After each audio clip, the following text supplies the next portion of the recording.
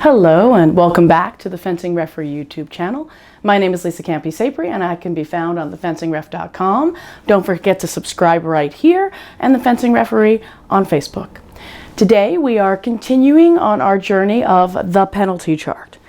With the penalty chart, remember first yellow and then red, depending on what group you're in. Okay, I'm trying to creatively review every time so that you will know this cold, because knowing this penalty chart is going to help you for all of your refereeing career, or if you're just a fencer or a coach, it's going to help you be an advocate for your rights. So today we're going to be continuing where we left off. We left off with covering or substitution of valid target. This one is more than a little controversial because there are interpretations of this. You can cover with your mask, at least that's an interpretation that we've been using in modern fencing, and you can cover with your arm. So in essence, if I'm fencing the camera and what you're doing can interfere with my ability to get to the valid surface, that means you're covering. I recently was a head referee at a large tournament and I needed armed judges because I had a young man who was, and I'll step back for this, doing this in foil. The other young man on the other side was doing this and remising. I was given, the only two referees that were available at the time were épée fencers and épée referees, and they looked terrified until I explained to them, if my tip, I'm fencing you, looks like if your arm would be in the way of hitting that silver part, it is covering. If I'm trying to hit your back, in theory you're not covering, but you still need to be making sure your arm is out of the way. And she goes, but what about this thing with the mask? I said, if I can't make eye contact with you, chances are I'm covering. And the light bulb on both of these young ladies went on, because if I can't make eye contact, chances are my mask is in the way of my lame. This is one of those cards that you can't get that yellow card out fast enough, can you? He's covering, he's covering, he's covering. I am getting my card. So be firm with this. At the really, really young levels, like the youth fencing, I don't say if they cover, I say when they cover, because a lot of really young people, they go like this. They're terrified and they go like this. Remind them that covering target is a card, and then as gently as you can, the next time they do it, give a card. Now, if it's a top 8 bout at a youth tournament, chances are they've already gotten that card in the day, so that's an okay time to give it the first time off.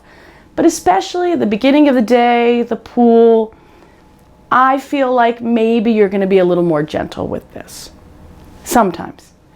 Sometimes I have times, even at the highest levels, where two guys are remising like this, and I say, and I'll step back when I do this, they're remising like this, and I say, gentlemen, you are reminded the covering target is a card.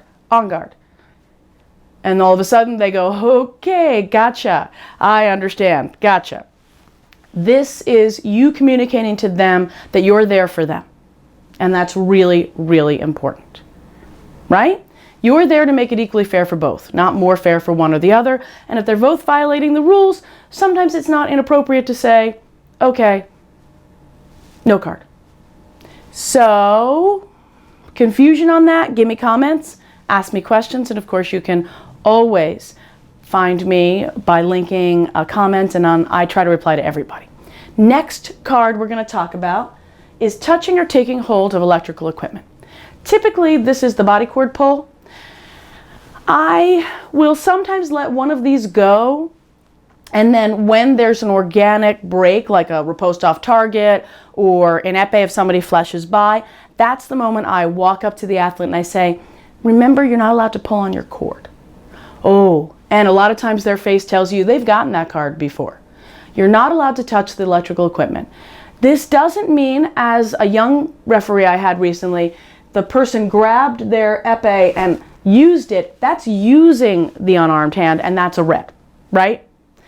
So Touching the electrical equipment is more like grabbing the guard. Sometimes that happens if somebody's gotten their thumb jammed or pulling on the cord. And it's a yellow card. It's just because people are afraid that you're going to mess with the system or mess with the electrical equipment. I don't know the origin of it. That's my guess. So we're clear on that. Next one is crossing the side of the strip to avoid being touched. Similar to core to avoid a touch, crossing the side of the strip to avoid a touch is kind of really obvious. You know, somebody goes, ah! Okay. That's, you know, you're crossing the side of the strip to avoid a touch. A lot of times somebody will do the turning around, the counterattack turnaround in foil, and if they miss, a lot of times it's turning the back, or if they do it off the side of the piece, it could be crossing the side of the strip to avoid a touch. I usually pick a rule. I don't give 2 yellows because that would be, you can't give 2 yellows, you can only give a yellow and a red. But crossing the side of the strip is probably more clear. It doesn't get carded for a lot because usually they've done something else. Make sense? Next one we're going to go over is delaying the bout. Delaying the bout is one of those ones, the rule actually says something to the effect of to cause prolonged interruptions to the bout. And honestly, this is a pretty big umbrella. I will give you an example that delaying the bout that happens a lot in women's foil in particular. It's a classic one, and it happens in women's saber sometimes too. But in essence, if any women foilist tells you that it takes longer than that to fix their hair, they're delaying the bout. They're trying to think about, what do I need to do to fix my opponent? You can card for delay the bout, but it again is one of those very, very subjective and interpretive ones. And it's a really hard one to call. It is somebody is genuinely trying to prolong the bout. How can I prove that their shoelace doesn't need to be tightened? How can I prove that they didn't have a hair in their mask? It's really, really difficult. Hopefully you'll know it when you see it. And this is probably one of those instances where I'd be like, you are reminded that delaying the bout is a card. Usually that gets them on guard really, really quickly. The last one we're going to go over has got 3 parts, and we don't have really time to go over all 3 parts. So we're going to start with the first one of the 3, because it is clothing equipment not working or not conforming, absence of second regulation weapon, and excessive bend of the blade. And really we're just going to talk about non-conforming equipment. Non-conforming equipment, this card can only happen at the beginning of a bout. It can happen midway. It can happen midway if their blade physically breaks or they need to replace their blade. Maybe it's really loose and they don't have a tightening device. This can happen mid-bout for them to then present a card that can get a yellow card. But if their weapon just stops working in the middle of the bout, it's not a card. So this is a yellow card. They've come to the strip with a piece of equipment that is not working. And the clothing non-conforming typically is somebody forgetting a plastron. If something in the bout happens that their cord stops working, they don't get a card unless the one they present to you is not working. Remember, you confiscate the weapon that doesn't work. Confessions of a referee, I will not confiscate a weapon that's physically broken, because part of the confiscation rule I was taught many years ago is to protect the athlete from picking up that weapon that's not working anymore. Whether that's accurate, I don't know. I don't know the origins of some of the rules, but you need to confiscate something that's not working. And it's always been my thought that it's so that the fencer can't pick it up again. But the weapons that physically break, they're not going to be able to present that as a valid weapon again. So I really don't worry about them putting it on, on the table or on next to the machine. So confiscate it, write down the card, because then if they create some other problem, core to avoid a touch, you have to then issue them a red card. But stuff that happens during the bout does not come into account if it breaks as part of the fencing phrase or the fencing situation.